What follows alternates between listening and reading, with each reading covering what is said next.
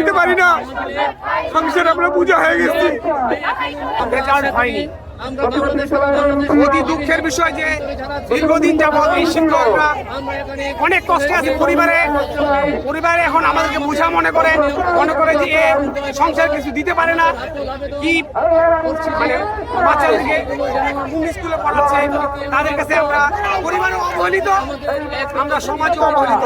আমাদের একটাই দাবি, আপনাদের মাধ্যমে মাননীয় প্রধানমন্ত্রীর কাছে নির্ণয় করেছি যে আমাদের আমরা খুব কষ্টে আছি, বাংলাদেশের শিক্ষকরা খুব কষ্টে আছে।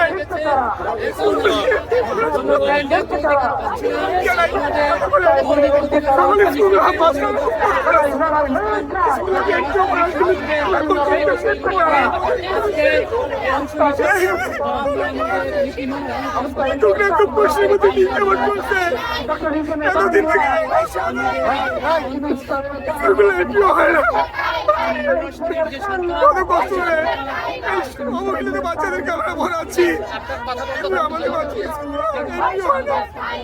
সংসার আমরা কিছু দিতে পারি না, সংসার আমরা বোঝা হয়ে গেছি। অনেকের চাকরি মানে 15 বছর থেকে চাকরি করতে করতে 30 বছরে ঢুকছি আমরা, অনেকে 45-46 বছর হয়ে যাচ্ছে, 60 বছর রিটায়ার করবে। এই আমার তো প্রীত অনুরোধ আপনাদের মাধ্যমে মাননীয় প্রধানমন্ত্রীর কাছে, যাতে করে খুব দ্রুত সকল প্রতিবন্ধী স্কুলগুলোকে এমপিও ঘোষণা করা হয়। শুনছিলেন একজন শিক্ষকের কথা, তিনি কান্না জড়িত কণ্ঠে তিনি তার যে দাবি দেওয়া সেটি তুলে ধরেছেন। আজকে আমরা দেখতে পাচ্ছি বিশেষ চাহিদা সম্পন্ন প্রতিবন্ধী বিদ্যালয় সমূহের যারা শিক্ষক রয়েছেন তারা তাদের বিদ্যালয় সমূহকে এমপিও ভুক্ত করার দাবিতে আজকে এখানে সমবেত হয়েছে। আমি আপনার সাথে একটু কথা বলি যে আপনাদের প্রধান দাবিটা কি এবং আপনারা কি নিয়ে আজকে এখানে সমবেত হয়েছেন? আবার একটু বললে ভালো হয়। আবার একটু বলছি যে আপনাদের দাবিটা কি এবং কি বৈষম্যের শিকার হচ্ছেন আপনারা? আমরা বৈষম্যের শিকার হচ্ছি। আমরা নীতিমালার আলোকে স্কুলগুলো করেছি।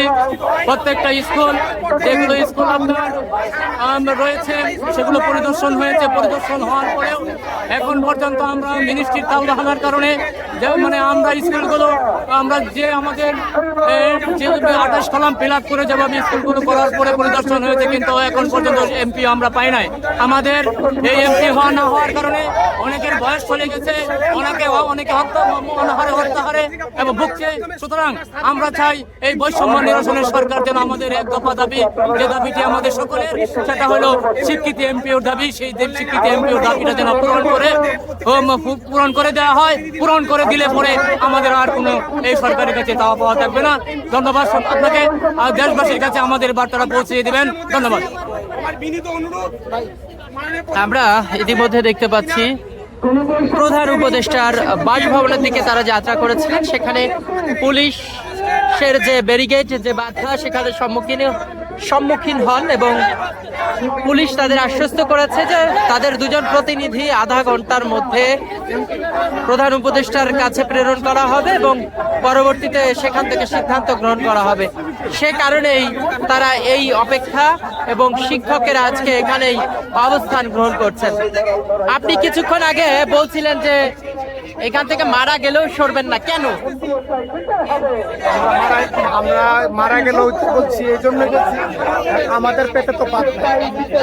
আমরা আজকে মানে 7 বছর যাবৎ আমরা খুব মানে মনে নিয়ে সত্যশ্রমে কাজ করতেছি, আর পারতেছি না। আমাদেরকে মন্ত্রণালয় থেকে শুরু করে বহু আমাদেরকে হয়রানি করছে। এগুলো আমাদেরকে আমরা দূর করব। আমরা সর্বশেষ আমরা এমপি হচ্ছে আবু সাহেব আমার কাছে আমাদের অধিকার আদায়ের জন্য আমরা মারা যাব। এমপিও না হইলে আমরা মারা যাব।